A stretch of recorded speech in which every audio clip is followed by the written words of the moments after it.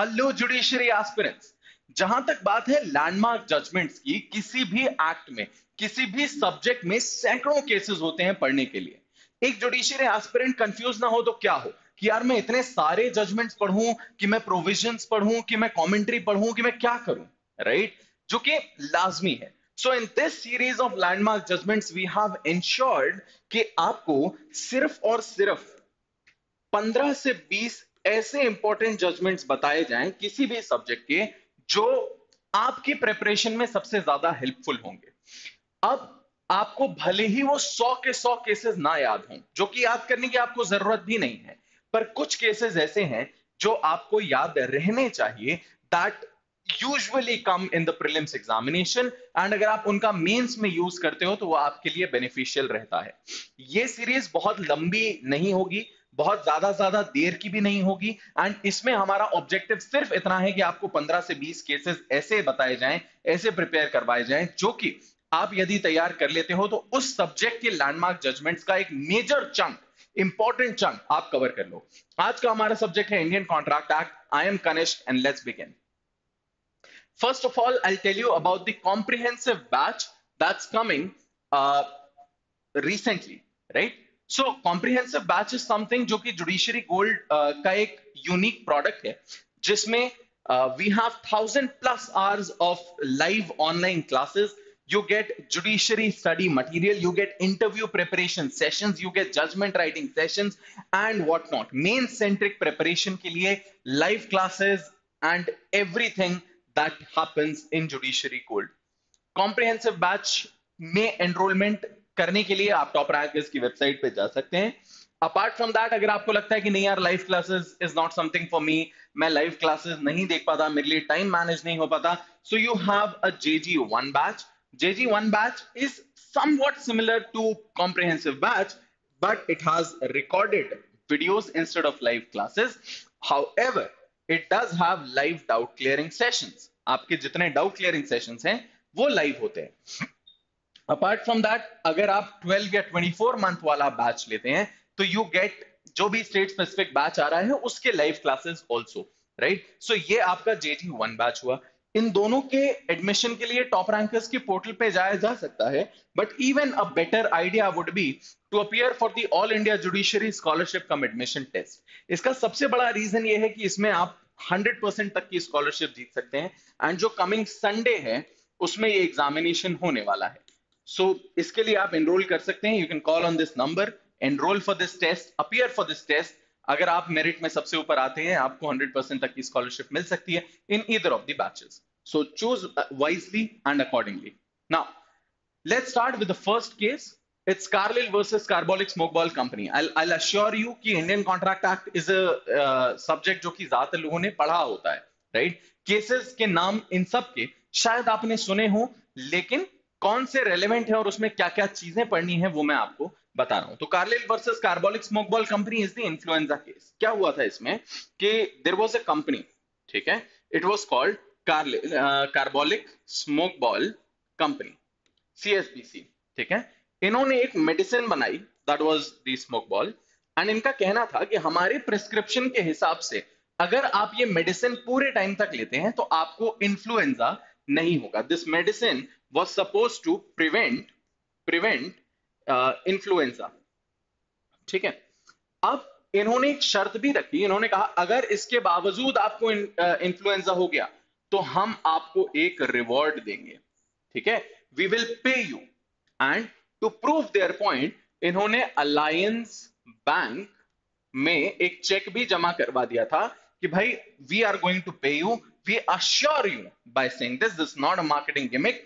अगर इसके बावजूद आपको इन्फ्लुएंजा होता है आप आकर के क्लेम कीजिए, यहां से लेकर के जाइए अपना पैसा, ठीक है। अब this is basically what fair and lovely, now glow and lovely did, कि अगर गोरे नहीं हुए तो पैसे वापस वाला जो पूरा सीन था, somewhat like that, but that was a marketing gimmick, this went real. यहां पर एक हमारे भाई साहब थे जिनका नाम था कार्लिल।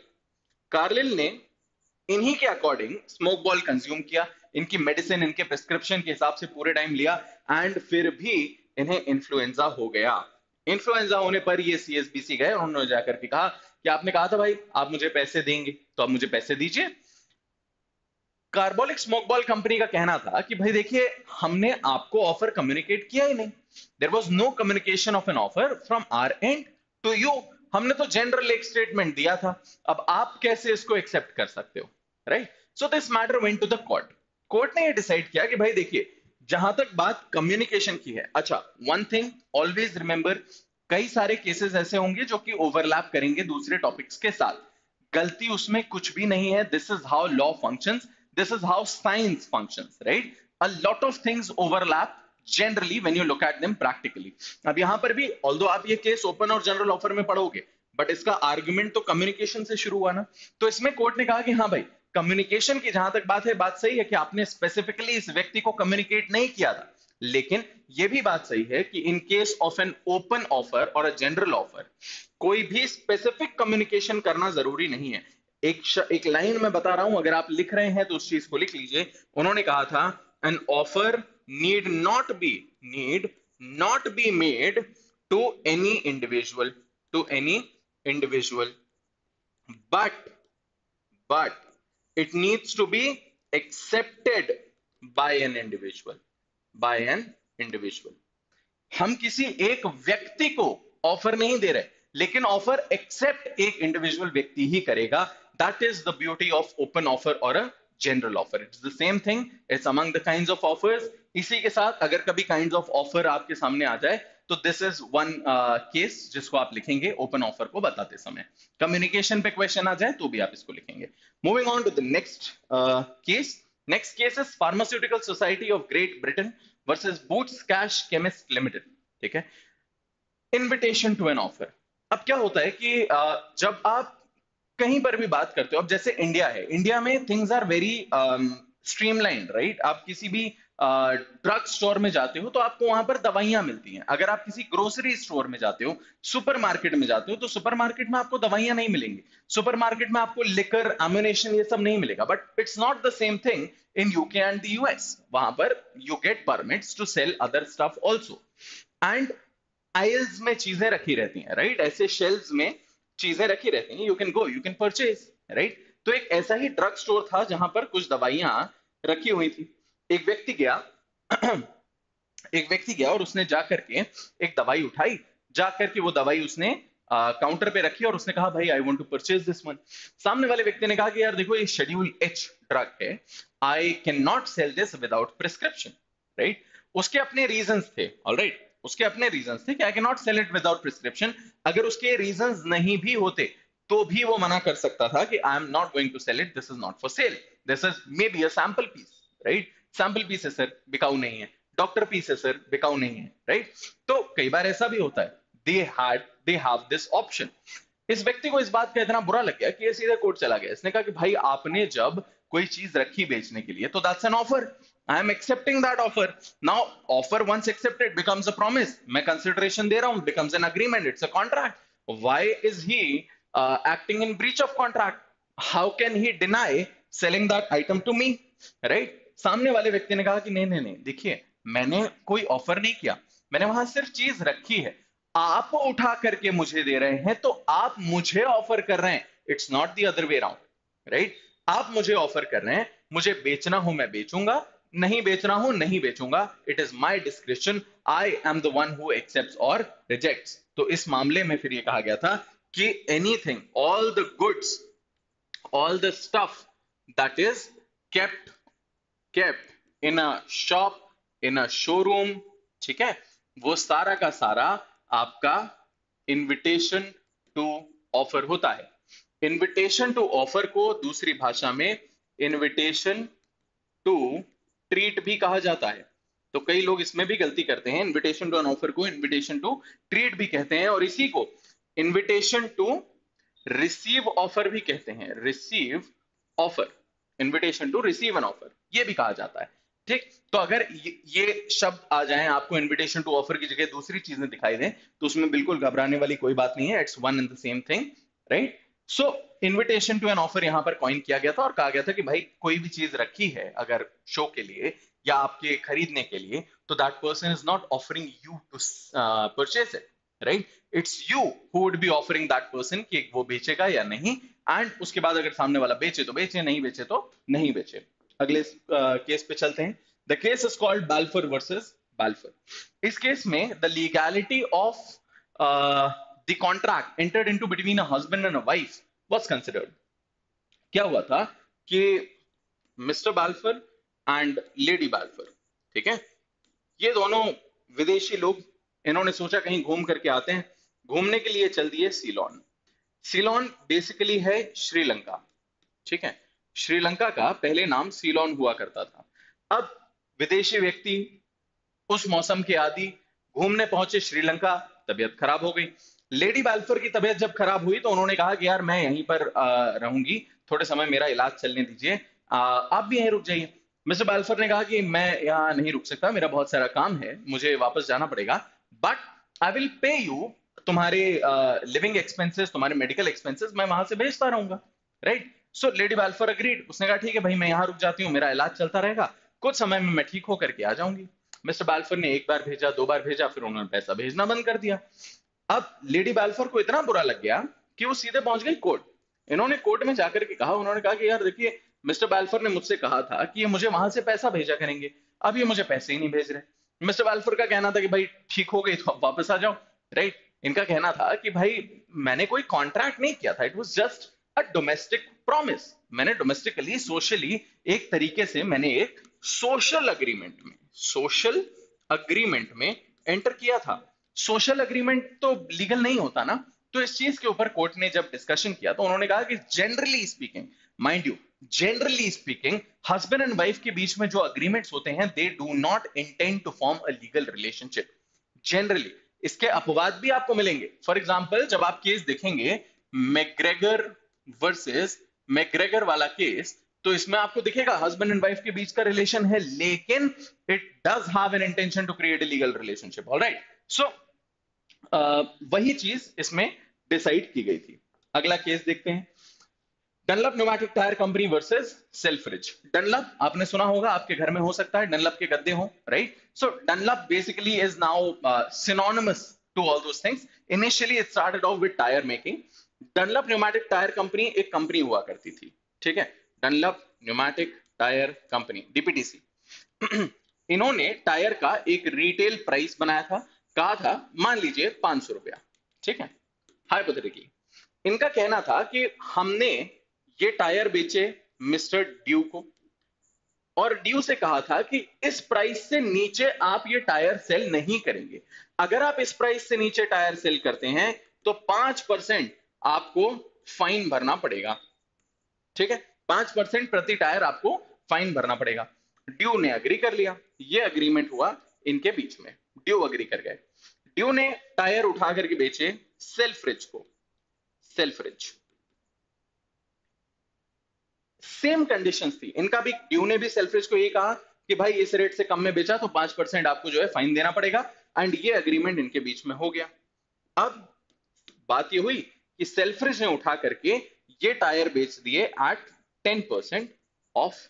इन्होंने आरपी रिटेल प्राइस से कम कीमत में बेचना चालू कर दिए।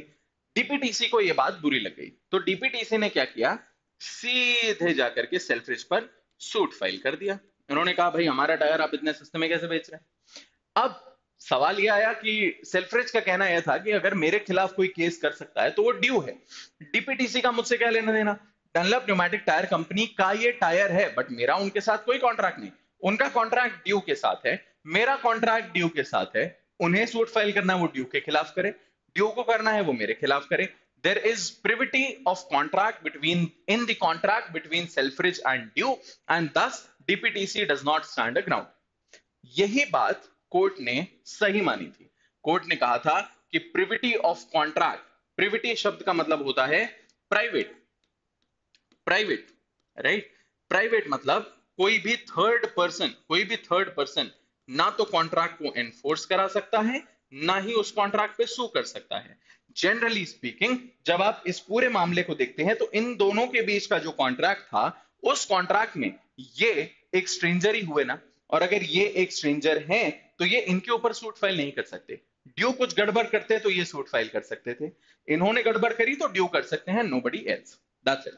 Next case is Chinnaya versus Ramayya. Privity of contract, privity of consideration, दोनों से थोड़ा थोड़ा डील करने वाला एक केस है। इसमें एक बहुत बूढ़ी सी लेडी थी, ए ए के पास एक बहुत बड़ी प्रॉपर्टी थी, इतनी बड़ी कि भाई बहुत महंगी थी, right. A had a sister, B. Sister थी तो लगभग सेम एज की थी। ए रियलाइज कि भाई मेरे मरने के बाद ये तो मैनेज नहीं कर पाएगी, ये बहुत एज्ड है। तो ए ने अपनी बेटी सी को कहा कि तुम क्या ये प्रॉपर्टी मैनेज कर पाओगी, क्या ये प्रॉपर्टी मैं तुम्हारे नाम कर दूं? सी ने कहा बिल्कुल कर दीजिए। तो ए का ये कहना था कि I will transfer this property to you if you agree to maintain my sister. मेरी बहन को मेंटेन तुम करो, ठीक है। ये मान गई। सी ने कहा हाँ ठीक है बिल्कुल, why not, I will maintain her. इन्होंने एक amount to be paid yearly decide कर लिया कि मैं साल का इतना रुपया आपकी बहन को देती रहूंगी, ये प्रॉपर्टी मेरे नाम पे कर दो। ए अग्रीड, ए ने प्रॉपर्टी उसके नाम पे कर दी। And then one fine day A died. A के मरने के बाद सी ने पेमेंट करना बंद कर दिया। सी ने कहा अब मुझे कौन क्या ही कह लेगा, आपको क्यों दूं मैं फ्री का पैसा जबरदस्ती में। अब बी ने जाकर के सूट फाइल किया। तो इसमें सी का कहना था, इनका कहना था कि भाई देखिए आपकी बात कुछ भी हो, आप हमारे कॉन्ट्रैक्ट में एक स्ट्रेंजर हैं, you and privity of contract does exist in India, you can not file a suit, you can not enforce this contract. तो इस चीज में दो चीजों को कंसिडर किया गया था।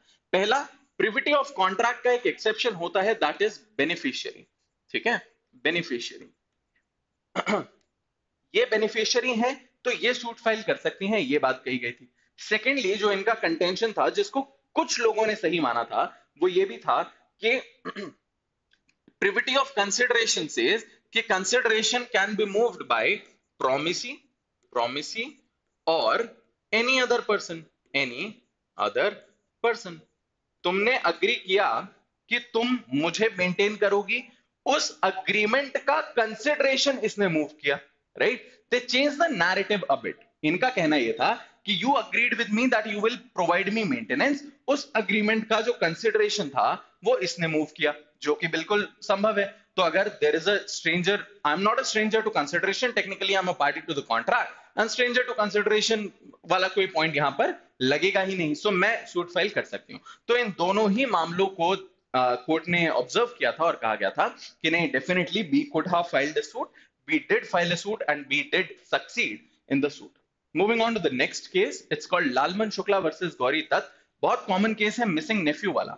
मिसिंग नेफ्यू वाला जो केस है उसमें ये हुआ था कि एक व्यक्ति है, ठीक है, लेट्स बहुत ही खराब ड्राइंग वाला एक व्यक्ति है, इसका एक नेफ्यू था, ठीक है, जो खो गया, ठीक है, द नेफ्यू वेंट मिसिंग।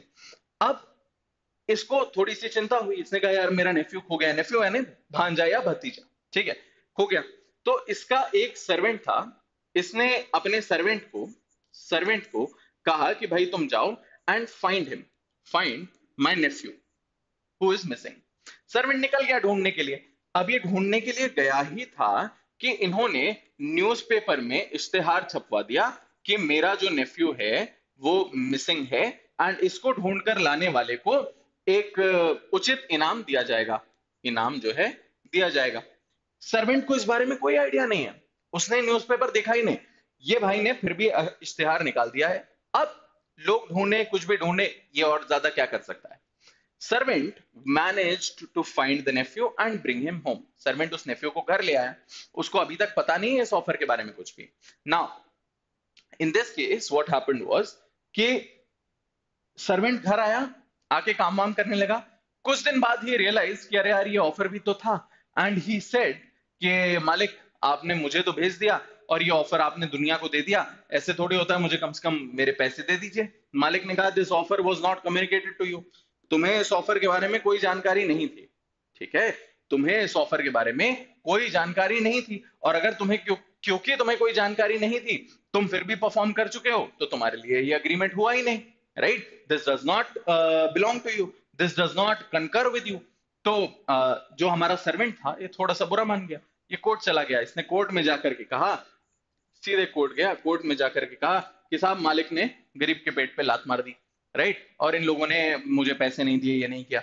तो फिर कोर्ट ने पूरा मामला सुना। और खैर उसके बाद कोर्ट ने भी गरीब के पेट पे लात मार दी और कोर्ट ने कहा कि भाई देखो, हकीकत में जब तुम्हें कोई भी चीज कम्युनिकेट हुई ही नहीं, जब तुम्हारे लिए कोई चीज थी ही नहीं, तो तुम कैसे उस चीज में अपना अधिकार व्यक्त कर सकते हो, राइट? कोर्ट का ये कहना था कि अगर तुमने ये चीज पहले पढ़ ली होती तो तुम्हारे ऊपर शायद ये एप्लीकेबल हो जाता, पर अभी तुम्हारे लिए बिल्कुल भी एप्लीकेबल नहीं है।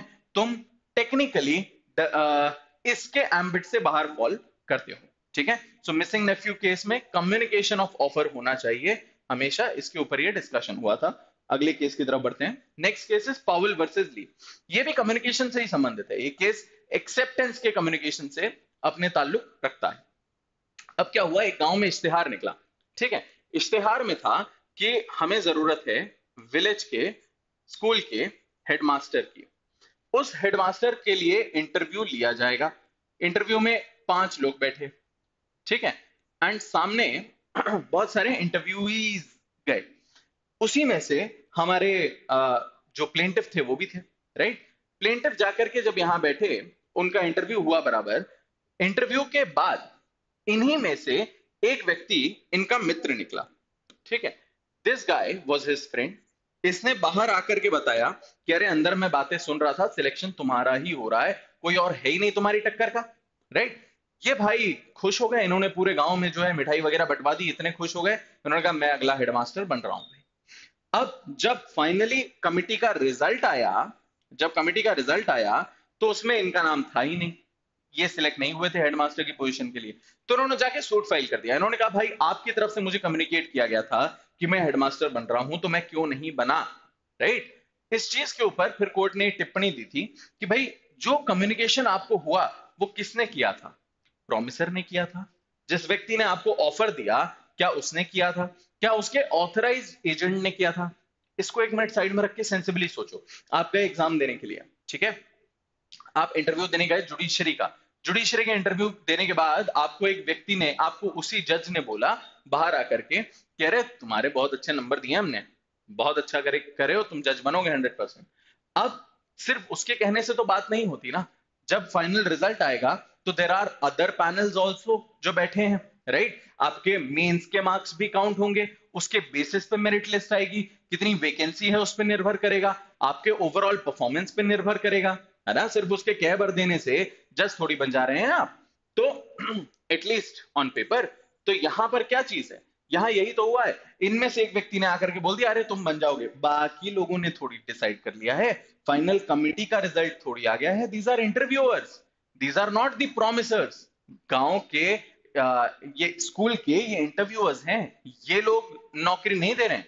समझ आई बात? तो इस मामले में कोर्ट ने यही कहा था कि आपको जो भी कम्युनिकेशन हुआ वो होना चाहिए या तो ऑफरर के थ्रू, ठीक है, ऑफरर के थ्रू, या फिर उसके ड्यूली ऑथराइज्ड एजेंट के थ्रू। अगर किसी थर्ड पर्सन से कम्युनिकेशन आपके पास आ रहा है तो उस कम्युनिकेशन की कोई वैलिडिटी नहीं होती है। आगे बढ़ते हैं अगले केस की तरफ। इट्स कॉल्ड भगवान दास गोवर्धन दास केडिया वर्सेस गिरधारी लाल पुरुषोत्तम दास। इस मामले में टेलीफोनिक कॉन्वर्जेशन पे किस तरीके से कम्युनिकेशन होता है उसकी बात की गई थी। टेलीफोनिक कॉन्वर्जेशंस की जहां तक बात होती है, एक चीज ये होती है कि भाई जनरली जब लेटर से कभी कम्युनिकेशन होता है, जब भी कभी लेटर से कम्युनिकेशन होता है, तो वो कम्युनिकेशन इस तरीके से होता है कि जहां पर मैंने चिट्ठी लिखी वहां पर एक्सेप्टेंस कंप्लीट हुआ, और मेरे पोस्टल में डालते ही, मेरे आउट ऑफ कंट्रोल होते ही, कोर्स ऑफ ट्रांसमिशन में जाते ही the communication of acceptance is deemed to be completed as far as the offerer is concerned, right? सामने वाला व्यक्ति बाउंड हो जाएगा जैसे ही मैंने कोर्स ऑफ ट्रांसमिशन में डाल दिया। टेलीफोनिक कॉन्वर्जेशंस में ये नहीं होता है। टेलीफोनिक कॉन्वर्जेशंस में ये कहा जाता है कि कम्युनिकेशन तभी कंप्लीट हो रहा है when when it is heard. जब सुन लिया सामने वाले ने तब हम इसको कंप्लीट मानेंगे। और कहां कंप्लीट हो रहा है? Where where it is heard. जहां पर सुना गया है वहां पर हम मानेंगे कि ये कम्युनिकेशन जो है कंप्लीट हुआ है, ठीक? जैसे एक बहुत कॉमन सा इसमें आपको इलस्ट्रेशन देखने को मिलता है कि आप फोन पे बात कर रहे हो, ऊपर से हवाई जहाज निकल गया, देयर वाज अ स्टैटिक, आप नहीं सुन पाए, आप नहीं सुन पाए, तो वो कम्युनिकेशन प्रॉपर कम्युनिकेशन नहीं कहलाएगा। आगे देखते हैं, केदारनाथ भट्टाचार्य वर्सेस गौरी मोहम्मद। ये आपको कई जगह पे केदारनाथ वर्सेस गौरी मोहम्मद के नाम से भी ये केस मिलेगा। एस्टॉपेल इन कॉन्ट्रैक्ट या फिर यूनिलैटरल अग्रीमेंट से डील करता हुआ एक केस ये कहता है कि देयर वाज अ पर्सन, ठीक है, and there was a group of people. ये ग्रुप ऑफ पीपल एक बिल्डिंग बनाना चाहते थे, ठीक है। ये बिल्डिंग जब बनाना चाहते थे तो इनका कहना यह था कि भाई इस बिल्डिंग के लिए वी नीड सब्सक्रिप्शन। सब्सक्रिप्शन, कोई व्यक्ति इसको सब्सक्राइब करे, कुछ पैसे दे और उसकी रसीदी ले, राइट। तो ये इनका जो एम था वो था। ये लोग पहुंचे इनके पास, इन्होंने कहा कि सर हम ऐसे ऐसे बिल्डिंग बनाना चाहते हैं, कि आप सब्सक्राइब करना चाहेंगे। इन्होंने कहा कि देखो तुम लोगों को मुझे उतना भरोसा तो है नहीं, but still you start the construction, you start the construction. उसके बाद after which I will pay, I will pay, उसके बाद मैं पैसे दे दूंगा। अब पॉइंट ये आता है कि the moment they start the construction, जैसे ही इन्होंने कंस्ट्रक्शन शुरू कर दिया, ये व्यक्ति बाउंड हो जाएगा। क्यों? क्योंकि यूनिलैटरल अग्रीमेंट का सीधा सीधा हिसाब ये होता है कि इनका कहना होता है कि भाई इन यूनिलैटरल अग्रीमेंट सामने वाले व्यक्ति को सिर्फ एक्ट करना है। फॉर एग्जांपल, मैंने आपसे कहा कि अपना रूम साफ कर दो तो मैं 500 रुपए दूंगा, मुझे कुछ नहीं मिल रहा, आप अपना रूम साफ कर रहे हो, एंड जैसे ही आपने अपना रूम साफ कर दिया, जैसे ही आपने अपना रूम साफ कर दिया वैसे ही मैं बाउंड हो जाऊंगा आपको पैसे देने के लिए, ठीक है। That is unilateral agreement. यहां पर भी तो वही है, जैसे ही इन्होंने कंस्ट्रक्शन स्टार्ट कर दिया, ये बाउंड हो जाएगा पैसे देने के लिए। अगले केस की तरफ चलते हैं। नेक्स्ट केस इज कॉल्ड मोहरी बीवी वर्सेस धर्मोदास घोष। बहुत इंटरेस्टिंग केस है। देयर वाज अ पर्सन, ठीक है, कॉल्ड धर्मोदास घोष। धर्मोदास घोष की जो मदर थी वो थी मोहरी बीवी। धर्मोदास घोष एक ब्रह्मोदत्त, एक सेकेंड, ब्रह्मोदत्त के यहां गए अपनी प्रॉपर्टी गिरवी रखने के लिए। ये माइनर है, ठीक है, ये माइनर, ये अपनी प्रॉपर्टी गिरवी रखने के लिए गए। ब्रह्मोदत्त उस समय थे नहीं, यहां पर थे केदारनाथ। केदारनाथ, केदारनाथ का कहना यह था कि Kedarnath was the agent, the advocate and a good friend of Brahmodatt, ठीक। केदारनाथ ने इनके साथ कहा कि हाँ ठीक है, I will enter into a contract with you. Contract में एंटर करने से पहले Kedarnath got to know, he has the knowledge कि ये जो है व्यक्ति ये माइनर है, ठीक।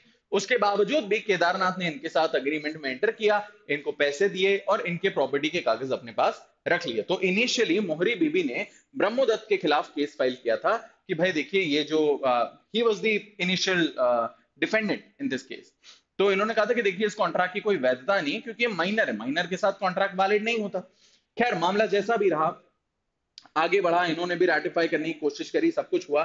फाइनली जो केस पहुंचा मोहरी बीबी वर्सेस धर्मोदास घोष बना, जिसमें प्रिवी काउंसिल का निर्णय आया था। प्रिवी काउंसिल का निर्णय आया था, जिसमें लॉर्ड जस्टिस नॉर्थ ने अपना फैसला सुनाया था, और उन्होंने पहली दफा ये चीज कही थी कि अ contract with an infant, infant बोले तो माइनर, ठीक है, इन्फेंट मतलब यहां वो 2-3 साल वाला नहीं, यहां पर माइनर को इन्फेंट बोल रहे हैं। Contract with an infant is void ab initio. कहने का मतलब शुरुआत से ही वॉइड, इसमें कभी भी किसी भी तरीके का कॉन्ट्रैक्ट बन ही नहीं पाया, किसी भी तरीके का अग्रीमेंट बन ही नहीं पाया। अगर हम बोल दें there was a proper offer and acceptance and consideration, तो अग्रीमेंट बन जाएगा, लेकिन क्योंकि माइनर है, he is not even capable of entering into a contract, this is void ab initio, and इसीलिए सेक्शन 64, 65 इन सबके एप्लीकेशन से भी इन्होंने मना कर दिया था, क्योंकि 64-65 को अप्लाई करने के लिए ये माना जाएगा कि there was a contract, but यहां पर तो कॉन्ट्रैक्ट था ही नहीं। There was no contract that was found to be void, इसको पहले से मालूम था, राइट। इन सारे मामलों में, इसी मामले में ये कहा गया था कि भाई ऐसा होगा। तो अब सामने वाले व्यक्ति को ना तो उसके पैसे वापस मिले और उसको प्रॉपर्टी के कागज भी वापस करने पड़े, ये हुई समस्या। ये समस्या का फायदा अब बहुत सारे बच्चे उठाने लगे। उन्होंने अपनी एज मिस रिप्रेजेंट करना शुरू कर दी, उन्होंने बोलना शुरू कर दिया कि हम तो मेजर हैं, और वो दिखते मेजर जैसे थे पर वो थे माइनर। तो अब लोगों को नुकसान होने लगा, जिसकी वजह से फिर ये केसेस आए थे। That was called Khangul versus Lakha Singh in India, Lahore, Leslie versus Sheill. उस समय लाहौर इधर का ही पार्ट था, तो वेल इंडिया आप कह सकते हो, and Leslie versus Sheill, that is not an Indian case. But on the same grounds. इन दोनों केसेस में यही कहा गया था कि भाई अगर मान लीजिए नॉलेज फैक्टर नहीं है, सामने वाले व्यक्ति को नॉलेज नहीं है, मिसरिप्रेजेंट किया है अपनी एज को, तो फिर हम उसको वॉइड ab इनिशियो नहीं मानेंगे, हम कहेंगे it was discovered to be void, 64 उसको हिट करेगा एंड रेस्टिट्यूशन किया जाएगा। Restitution stops when repayment begins, वो वाला इसमें फंडा दिया गया था, ट्रेसेबिलिटी का फंडा यहां पर दिया गया था और कहा गया था कि as long as the stuff is traceable it has to be return back. अगले केस की तरफ बढ़ते हैं, नैश वर्सेस इनमैन। अब जब इस तरीके के मामले होने लगे तो लोगों ने कहा यार फिर तो माइनर के साथ कॉन्ट्रैक्ट करना ही नहीं चाहिए हमें, राइट? तो ऐसे में उनको नेसेसरी सप्लाई करना भी मुश्किल होने लगा। अब Nash versus Inman was a different case, लेकिन नेसेसरी सप्लाई करने के लिए हम सेक्शन नंबर 68 की तरफ रुक करने लगे, जो कि क्वेज़ाई कॉन्ट्रैक्चुअल ऑब्लिगेशंस की बात करता है, relations that resemble those created by a contract, obligations that resemble those created by a contract. अब यहां पर क्या हुआ था कि नेसेसरी अगर आप कभी माइनर को सप्लाई करते हो, नेसेसरी क्या है?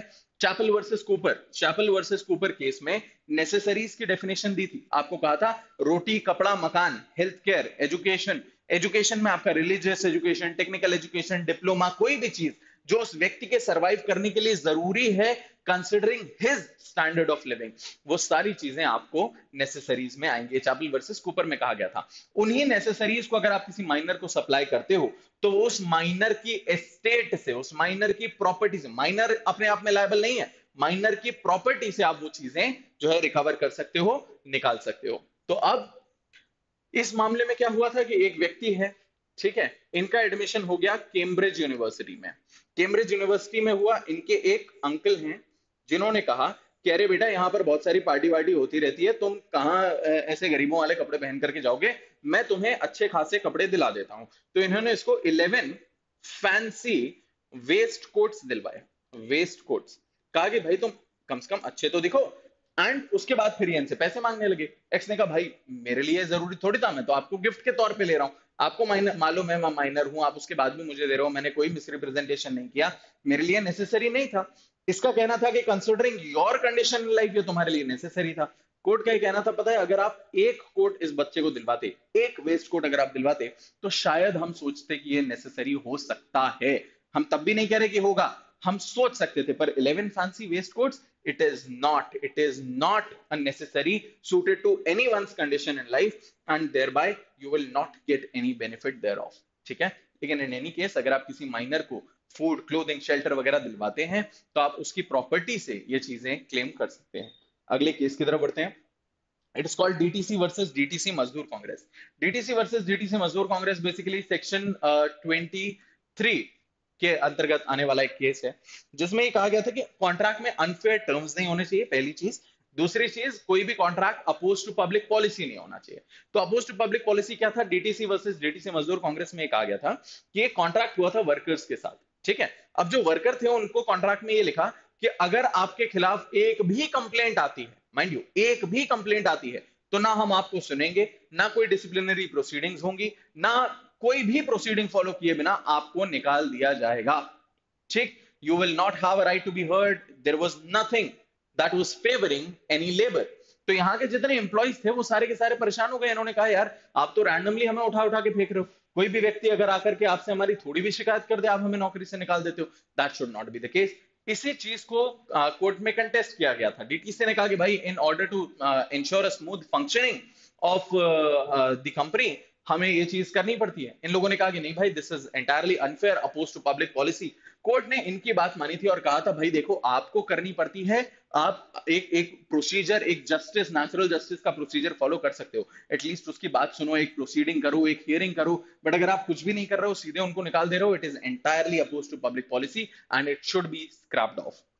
अगले केस की तरफ बढ़ते हैं, it is Krell versus Henry. Krell versus Henry section 56 का एक लैंडमार्क केस है, किंग्स कोरोनेशन केस है। क्या हुआ था यहाँ पर कि एक राजा है, ठीक है, उन राजा साहब का यहां पर कोरोनेशन होना है, ताजपोशी, ठीक है, कोरोनेशन होना है, और वो कोरोनेशन प्रोसेशन जो है वो इस रास्ते से गुजरने वाला था। इतना एरिया क्योंकि ऐसा था कि अब यहां पर आप नहीं आ सकते थे, इधर पर एक घर था जो मिस्टर एक्स ने रेंट पर लिया फॉर 2 days, और इन्होंने स्पेसिफाई किया, इन्होंने कहा भाई देखो 2 दिन के लिए मैं ये रेंट पे ले रहा हूं क्योंकि मैं राजा का कोरोनेशन देखना चाहता हूं। ठीक है, ऑब्जेक्ट क्लियर था, ये सब था। इन्होंने 1 दिन का रेंट जो था दे दिया, दूसरे दिन का अभी तक नहीं दिया था।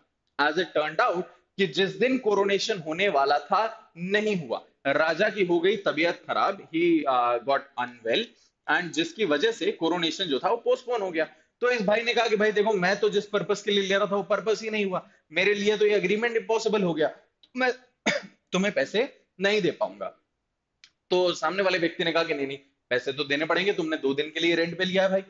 अब जब मामला कोर्ट में गया तो कोर्ट ने कहा भाई देखो, तुम्हें भी कोई नुकसान ना हो, इसे भी कोई नुकसान ना हो, जो पैसा इसने दे दिया डोंट रिटर्न। ठीक है, जो पैसा इसने नहीं दिया डोंट गिव, मत दो। ठीक है, आधा पैसा दे दिया है रखे रहो, जो नहीं दिया मत दो। ठीक, क्योंकि डॉक्ट्रिन ऑफ फ्रस्ट्रेशन हो गया, ये चीज ना तुम्हारे कंट्रोल में थी ना उसके कंट्रोल में थी। अब ऐसा ही मिलता जुलता हमें केस टाइलर वर्सेस कॉल्डवेल में भी मिलता है। टेलर वर्सेस कॉल्डवेल में क्या हुआ था, एक बड़ा सा ऑडिटोरियम था। ठीक है, ऑडिटोरियम था, इस ऑडिटोरियम को रेंट पे लिया था, रेंट पे लिया था मिस्टर ए ने। इन्होंने कहा था कि भाई मैं यहां आकर के परफॉर्म करूंगा on so and so date. अब विदाउट एनी वंस फॉल्ट इस ऑडिटोरियम में लग जाती है आग एंड ऑडिटोरियम हो जाता है destroy.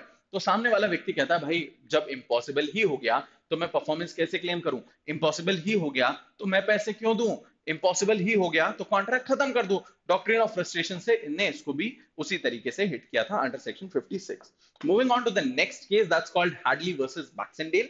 Hadley versus Baxendale is breach of contract and damages, reasonability and foreseeability of damages से संबंधित एक मामला। अब देखो, एक फैक्ट्री थी, फैक्ट्रीज में बहुत सारे मशीनरीज होती हैं, लेकिन एक मशीनरी मेन होती है ना जिसके बेसिस पे पूरी की पूरी रनिंग हो रही है उस फैक्ट्री की। कई बार उस मशीनरी के पार्ट्स खराब हो सकते हैं, तो एक बहुत इंपॉर्टेंट पुर्जा था उसका जो खराब हो गया। ठीक, अब इनके पास स्पेयर में कुछ भी नहीं रखा हुआ था। इन्होंने मंगवाया मिस्टर एक्स से, मिस्टर एक्स ने वाई कुरियर सर्विस को वो दिया। वाई कुरियर सर्विस ने कहा कि हम विद इन 3 डेज आपको ये पहुंचा देंगे। कुछ इनऑर्डिनेट डिले इनकी तरफ से हुआ जिसकी वजह से ये 10 दिन में पहुंचा पाए। अब दे डिड नॉट नो कि भाई इतना इंपॉर्टेंट सामान हम पहुंचा रहे हैं, इन्हें सिर्फ ये पता था हाँ भाई एक मशीन का पार्ट पहुंचा रहे हैं, हमें क्या पता। एंड इन्हें ये भी नहीं पता था कि भाई इतना इंपॉर्टेंट पार्ट है, आपने स्पेयर भी नहीं रखा उस चीज का। However, whatever the case be that as it may, 10 दिन तक ये कंपनी क्लोज रही। ठीक है, CLOS क्लोज रही, जिसकी वजह से इनको बहुत मेजर लॉसेस हुए। तो इनका कहना यह था कंपनी वालों का कि वाई कोरियर कंपनी जो है ये हमें ना सिर्फ डीले का पैसा दे, ये जो लॉसेस हुए हैं उसकी भी भरपाई आप करिए। ठीक है, तो कोर्ट ने कहा था कि भाई देखो, डीले का पैसा तो जहां तक बात है वो दे सकते हैं, 3 दिन की बात हुई थी, 10 दिन दिया, ये जो 7 दिन का गैप था इसका पेमेंट ये लोग करेंगे, जरूरी है। लेकिन इन्हें क्या पता भाई कि आप इतना जरूरी पार्ट स्पेयर में नहीं रखेंगे, ऑल्सो इन्हें क्या पता कि कौन सा जरूरी पार्ट पहुंचा रहे हैं, राइट। तो हमें इनका भी तो इंटरेस्ट ध्यान में रखना है। आपको जो भी नुकसान हो रहा है क्या वो रीजनेबल, फोर्सिएबल या सामने वाले की नॉलेज में पहले से है। अगर इन तीनों में से कुछ भी फिट बैठ रहा है तो हम दिलवाएं। अगर रीजनेबल नहीं है, अगर फोर्सिएबल नहीं है, हमें दिखाई नहीं दे रहा है कि भाई ऐसा डैमेज हो सकता है, सामने वाले की नॉलेज में नहीं है कि ऐसा डैमेज हो सकता है, तो हम उसको नुकसान में क्यों डालें। ये कहते हुए कोर्ट ने ये डैमेजेस देने से इनकार कर दिया था। ठीक है, अगला केस देखते हैं। It's called state of West Bengal versus BK Mondal and sons. Benefits of a non gratuitous act section 70 quasi contractual obligations की यहां पर बात हो रही है। यहां पर एक व्यक्ति ने, कलेक्टर ने एक दूसरे व्यक्ति से, कॉन्ट्रैक्टर से कुछ बिल्डिंग्स बनवाई for the use of state. ठीक है, for the use of state. State ने इनकार कर दिया, स्टेट ने कहा भाई हमें तो आवश्यकता ही नहीं है इस चीज की, आप क्यों बना रहे हैं सारी की सारी चीजें। बट ये बिल्डिंग्स बन गई थी। ठीक है, बनने के बाद स्टेट ने इसको यूज करना चालू कर दिया और कहा कि हम पैसे तो कुछ भी नहीं देंगे क्योंकि हमारे आदेश से ये चीजें नहीं बनी है। इसका जो कॉन्ट्रैक्टर था वो सीधे पहुंच गया कोर्ट। उसने कोर्ट में जाकर के कहा कि साहब देखिए, आपकी बात अपनी जगह जो भी है सब सही है, आपकी बात हम मानते हैं कि आपने हमें आदेश नहीं दिया जो भी है, लेकिन आप तो यूज कर रहे हो मेरी बनाई हुई चीज। अगर आपको यूज नहीं करना, आप डिमोलिशन का आदेश दे सकते थे, आप मुझे बोल सकते थे कि भाई मैं इस चीज को डिमोलिश कर दूं। बट आपने क्योंकि उसको यूज किया, क्योंकि मैंने किसी के भी कहने पे बनाया हो, आप अगर उसको यूज कर रहे हो तो भाई आपको उसका पैसा जो है देना पड़ेगा। कोर्ट ने भी यही कहा था। कोर्ट ने कहा था कि भाई सामने वाले व्यक्ति ने कोई भी काम किया है तो पहली चीज लॉफुली किया है, ठीक है, दूसरी चीज ग्रेचुitously नहीं किया है, तीसरी चीज आप उसको यूज कर रहे हो, आपको अनजस्ट अनजस्ट एनरिचमेंट हो रहा है, ठीक है, आपको अनजस्ट एनरिचमेंट हो रहा है, तो in that case you would be liable to pay. अगला केस देखते हैं, it is Derry versus P. Fraud से संबंधित ये मामला काफी इंटरेस्टिंग है। इसमें क्या हुआ था, एक कंपनी थी, उस कंपनी ने अपना प्रोस्पेक्टस निकाला था, ठीक है, प्रोस्पेक्टस में उन्होंने दो चीजें क्लेम करी थी कि हम स्टीम ट्राम्स चला सकते हैं, हमें परमिशन है स्टीम ट्राम्स चलाने की, दूसरा हम एक्सपेंशन एक्सपेंशन ऑफ बिजनेस के लिए पैसा रेज कर रहे हैं। अब इट वाज फाउंड आउट कि इसके लिए इन्हें परमिशन लेनी थी फ्रॉम द लेजिस्लेशन, जिसके बाद it was subject to approval of the board. And ये चीज मानी जाती थी कि भाई लेजिस्लेशन ने अप्रूव कर दिया तो बोर्ड अप्रूव कर ही देगा, एंड लेजिस्लेशन अप्रूव कर चुका था, बोर्ड के पास ये मामला पेंडिंग था, बोर्ड के सामने ये पेंडिंग था। अब कुछ लोगों ने भाई इसके शेयर्स खरीद लिए, कुछ पैसे इसमें लगा दिए वगैरह वगैरह, but in any case board ने रिजेक्ट कर दिया। बोर्ड के रिजेक्ट कर देने से कंपनी डूब गई और शेयर होल्डर्स ने इसके ऊपर केस कर दिया कि भाई तुमने टेक्निकली हमारे साथ जो किया है वो है फ्रॉड, ठीक है। इसमें कोर्ट ने कहा कि भाई फ्रॉड के लिए सबसे जरूरी जो इंग्रेडिएंट है वो है इंटेंशन, इंटेंट टू डिसीव, वो आपको धोखा देना चाहते हो। यहां पर ये कंपनी आपको धोखा देना नहीं चाहती थी। इनका कहना यह था कि भाई लेजिस्लेशन से जब अप्रूवल मिल गया तो approval from the board is practically concluded, हम ये मानते हैं कि भाई बोर्ड से मिल जाएगा, बोर्ड ने रिजेक्ट किया, इट्स एन एक्सेप्शनल केस, तो ये आपको धोखा देना चाहते नहीं थे, इसलिए इस मामले में तो इन्होंने फ्रॉड नहीं किया है। इस मामले में एक्सपेंशन ऑफ बिजनेस की जहां तक बात है, यहां पर यह चीज बाद में पाई गई थी कि दे वांटेड टू पे ऑफ देयर प्रीवियस डेट्स, तो कोर्ट ने कहा था ठीक है, expansion of business is a well an expensive term, and उसके अंदर अपने पुरानी उधारी चुकाना भी तो आएगा, मैं पुरानी उधारी चुकाऊंगा तभी तो मेरा बिजनेस एक्सपैंड करेगा, तो इस चीज को भी इस चीज को भी इसके एम्बिट में लिया गया था। एंड कोर्ट ने कहा था भाई इन्होंने कोई भी फ्रॉड नहीं किया, लेकिन एक चीज ये भी कही गई थी कि क्योंकि आपने फ्रॉड का केस डाला है इसलिए आपका केस फॉल कर रहा है। अगर यही मामला मिस रिप्रेजेंटेशन का होता तो ये मामला सही हो जाता, क्यों, क्योंकि उन्होंने गलती से सामने वाले को धोखा दिया है, राइट। चलिए आगे बढ़ते हैं towards Shri Krishna versus Kurukshetra university. Shri Krishna versus Kurukshetra university का जो केस है वो डिपेंड करता है, वो बेस्ड है on the duty of speak and mere silence does not amount to speech fraud. यहां पर क्या हुआ था, एक यूनिवर्सिटी थी, यूनिवर्सिटी ने कहा 75% अटेंडेंस मैंडेटरी, ठीक है, मिनिमम इतनी अटेंडेंस चाहिए। हमारे एक स्टूडेंट थे श्री कृष्ण जिनकी अटेंडेंस इससे कम हो गई, यूनिवर्सिटी ने कहा आप एग्जाम नहीं दे सकते। अब श्री कृष्ण जो है वो पहुंचे, उन्होंने अपना एग्जाम फॉर्म भरा, एग्जाम फॉर्म भर के सबमिट किया, मैनेजमेंट ने उन्हें एडमिट कार्ड दिया, एडमिट कार्ड मिलने के बाद इन्होंने एग्जाम दिया, रिजल्ट आ गया, लेकिन यूनिवर्सिटी वालों ने डिग्री रोक दी और उन्होंने कहा कि भाई तुम हमारे साथ फ्रॉड कर रहे हो, तुम हमारे साथ फ्रॉड कर रहे हो, तुम बातें छुपा रहे हो हमसे, राइट, तुम्हें बताना चाहिए था कि तुम्हारी अटेंडेंस नहीं है।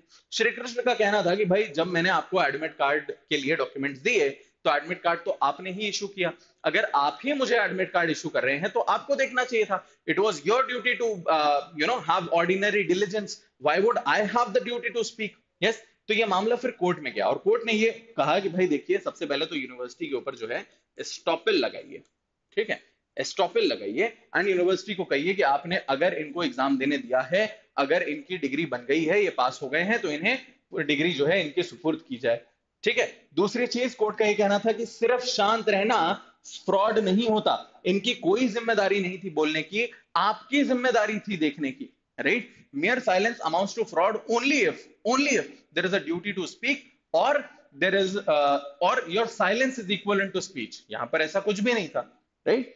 अगले केस की तरफ बढ़ते हैं, नेक्स्ट केस है रंगनायकम्मा वर्सेस अलवर सिटी, बहुत सिंपल सा केस है, हस्बैंड की डेड बॉडी वाला। एक महिला थी, उसके हस्बैंड की डेथ हो गई एक हॉस्पिटल में, उसने हॉस्पिटल से कहा कि भाई मुझे मेरे हस्बैंड की डेड बॉडी दीजिए, हॉस्पिटल ने कहा कि भाई हम आपको डेड बॉडी तभी देंगे जब आप हमारे हॉस्पिटल से एक बच्चे को अडॉप्ट करेंगे। बहुत नानुकुर करने के बाद फाइनली उस महिला ने उस डेड बॉडी को अपने पास लिया एंड एक बच्चे को अडॉप्ट किया। उसके बाद सारे राइट्स एंड रिचुअल्स करने के बाद वो महिला पहुंची कोर्ट और उसने कहा कि भाई ये बच्चे को अडॉप्ट मैं करना ही नहीं चाहती थी, मुझे चाहिए ही नहीं कोई भी अडॉप्टेड किड, तो now I want this contract to end, right? क्यों? क्योंकि मेरे साथ कोअर्जन हुआ है, ये लोग मेरे हस्बैंड की डेड बॉडी मुझे वापस नहीं कर रहे थे। कोअर्जन के साथ सबसे बड़ा जो इंग्रेडिएंट है वो ये है कि any act that is forbidden by the IPC, यदि कोई कमिट करता है या फिर कमिट करने की धमकी देता है और उसका इंटेंशन है कि आप एक कॉन्ट्रैक्ट में एंटर करो, ये तीन चीजें अगर फुलफिल हो रही है तो कोअर्जन हो रहा है। यहाँ पर यही तो हो रहा है, यहाँ पर ये तीनों एसेंशियल्स फुलफिल हो रहे थे। कोर्ट ने कहा ये कोअर्जन है, कोअर्जन की वजह से सामने वाले की पार्टी की तरफ से ये कॉन्ट्रैक्ट वॉइडेबल है एंड देयरफॉर उन्होंने इसको वॉइड डिक्लेयर करवा दिया है। ये contract has no value whatsoever now. Next is Alice Mary Hill versus William Clarke. कुछ केसेस होते हैं जहां पर कंसिडरेशन एंड ऑब्जेक्ट अलग अलग नहीं किए जा सकते। कुछ केसेस होते हैं जहां पर लॉफुल एंड अनलॉफुल कंसिडरेशन या ऑब्जेक्ट अलग अलग नहीं किए जा सकते। कुछ ऐसे होते हैं जहां पर लॉफुल एंड अनलॉफुल को अलग अलग किया जा सकता है।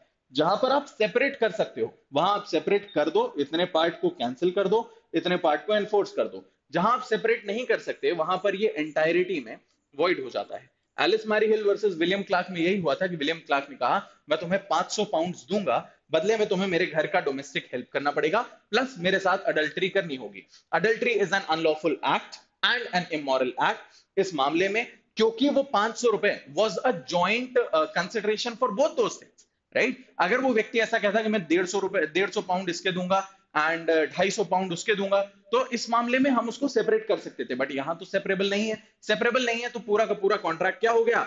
वॉइड हो गया। बस यही डिक्लेयर किया गया था। And moving on to the last case of this particular session, it's Adamson versus Jarvis, contract of indemnity.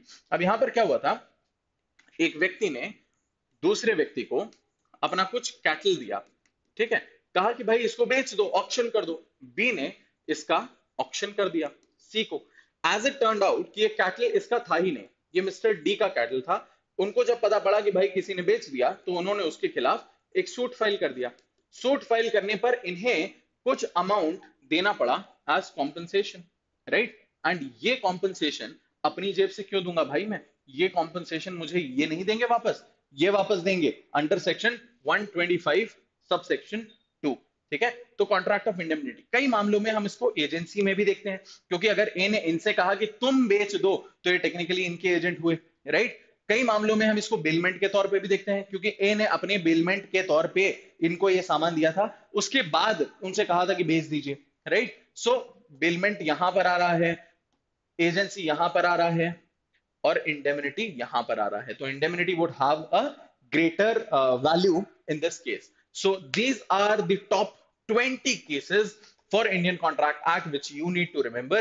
I hope this video was very helpful for you guys and सारे जितने भी केसेस हैं उनके notes बना लो, short notes बना लो, इस video को देखो, शेयर करो, लाइक करो, कमेंट करो, बताओ कि कैसा लगा ये वीडियो आप लोगों को, and I'll see you guys very soon. Thank you so much guys. Bye bye.